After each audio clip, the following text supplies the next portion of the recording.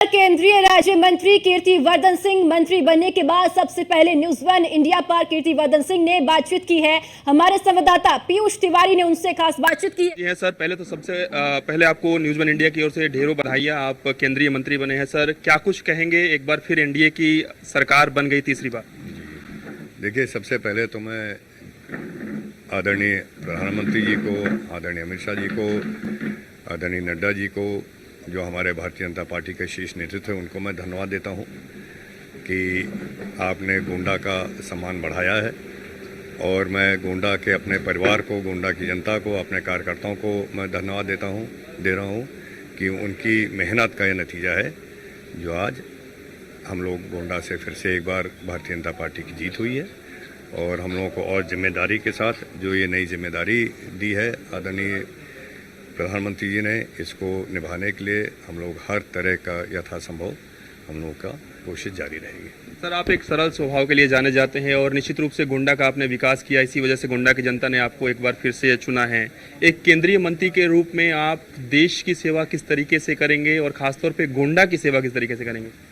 देखिए, जो हम लोगों के पार्टी की नीतियां हैं, जो हम लोगों का पार्टी का लक्ष्य है, जो हम लोगों का पार्टी का उद्देश्य है, वो देश सेवा ही है।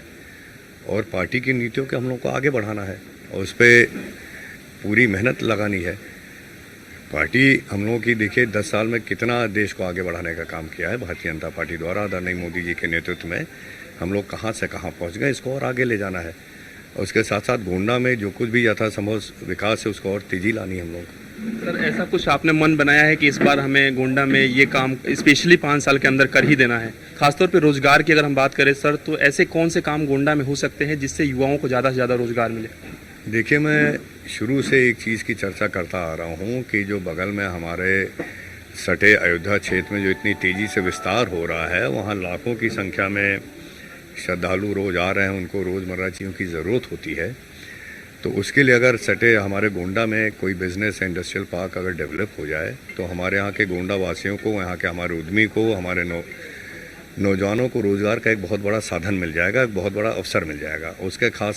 उसके साथ साथ जो हमारी महिला समूह है स्वयं सहायता समूह डायरेक्शन में, और बहुत सारी चीज़ों का उत्पादन वो कर रही हैं, तो उनको भी एक बहुत बड़ा एक प्लेटफॉर्म मिल जाएगा, जिससे हमारे गांव की क्षेत्र की महिलाओं को भी आगे अवसर मिलेगा।